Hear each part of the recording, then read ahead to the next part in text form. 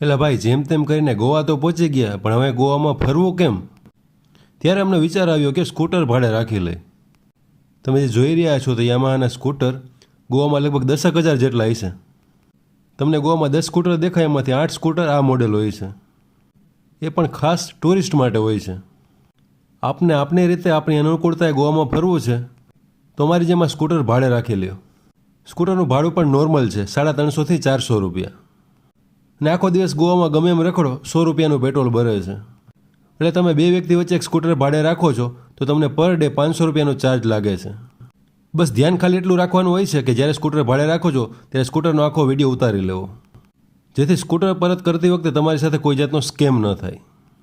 તેમજ ગોવામાં જે સ્કૂટર ચલાવે છે ડ્રાઈવર, તેને ફરજિયાત હેલ્મેટ પહેરવાનું રહે છે, નહીં તો એની ટ્રાફિક પોલીસ ખૂબ જ મોટો દંડ કરે છે, જેનું ખાસ ધ્યાન રાખવાનું. બસ હેલ્મેટ પહેરો, પેટ્રોલ નાખો